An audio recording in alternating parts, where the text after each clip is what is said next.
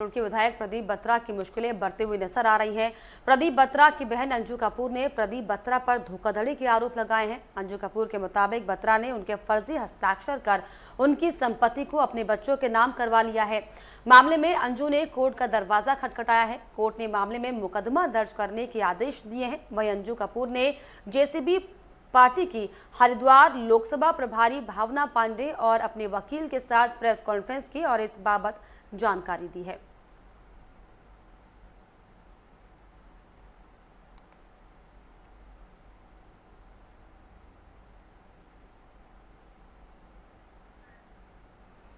तो फर्जी हस्ताक्षर कर संपत्ति हड़पने का ये पूरा मामला कोर्ट ने एफआईआर दर्ज करने के आरोप में जो है वो जारी कर दिया। आपको बताएं, रुड़की विधायक की बहन अंजू कपूर ने प्रेस कॉन्फ्रेंस की है जिसमें कई आरोप लगाए गए हैं।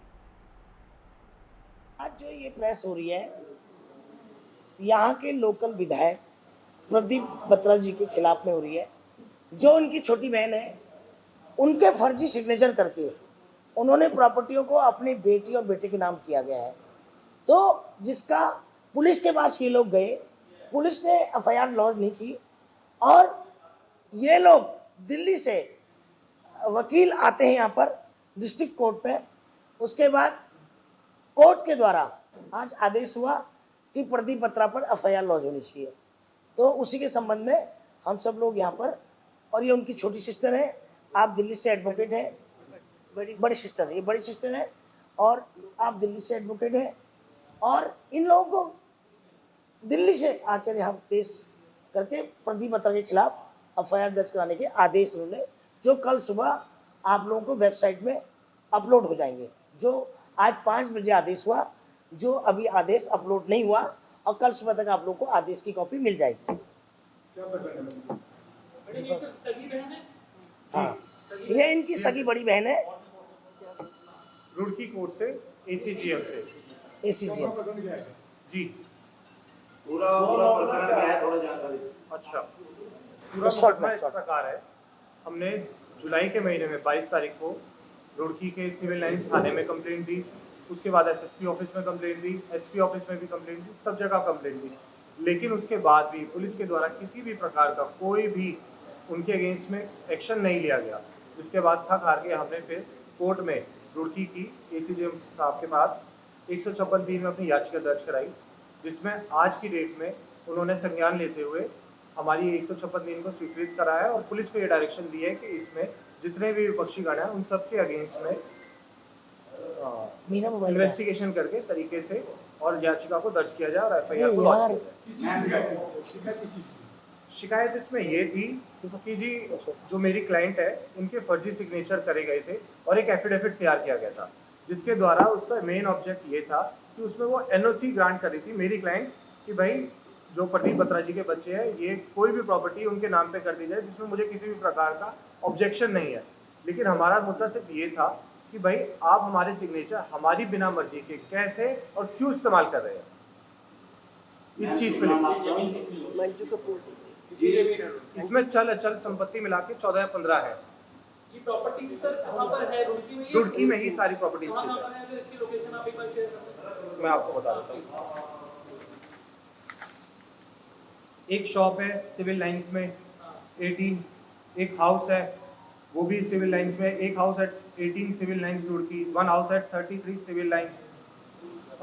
को पार्टनर शेयर्स हैं कुछ, एक्सपेक्टेड सम होटल है प्रकाश, उसमें 25% का शेयर है, कुछ बैंक अकाउंट्स की डिटेल्स है, कुछ रेंटिंग से है सागर भगवती, कुछ पैसे हैं और कुछ लिक्विडेट अमाउंट है। इसमें 50 लाख रुपए जो अमाउंट था वो उनकी डॉटर आरुषि के नाम पे दिखाया गया एक फर्जी विल के थ्रू, जो कि उनकी मदर की तैयार की गई। इसमें मजे की बात ये है कि जो विल है ये 2018 में एग्जीक्यूट की गई है, लेकिन जो विल के लिए स्टाम्प पेपर यूज करा गया वो 2016 का है। मैम आप एग्री हैं ये सब चीज और आपके फर्जी सिग्नेचर वगैरह? मेरे नकली साइन पे आपको कैसे पता चला कि आपने जमीन खरीद कराया? हमने बिल निकलवाई तो उसमें पता चला कि नकली साइन कर रहे हैं। आप दिल्ली में? हाँ दिल्ली।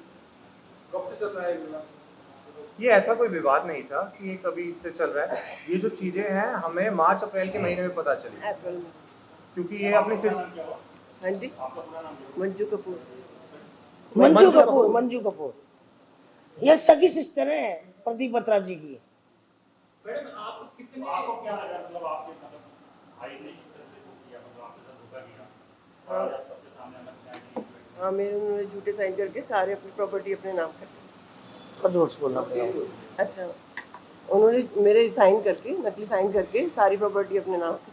मैडम आप लोग कितने भाई बहन हैं और किसकी कितनी संपत्ति थी, थोड़ा सा बताइए तो जरा डिटेल में, क्योंकि रक्षाबंधन पे भाई फोटोग्राफ भी वायरल होती थी कि भाई सर आप इसे तो वो थोड़ा सा प्लीज नहीं, आप इसे गलत एंगल दे रहे हैं। बात यहाँ पे प्रॉपर्टी डिस्प्यूट का नहीं है, बात यहाँ पे भी ये है कि आपके सिग्नेचर कोई भी पर्सन किसी भी तरीके से कैसे कहीं पे इस्तेमाल कर सकता है।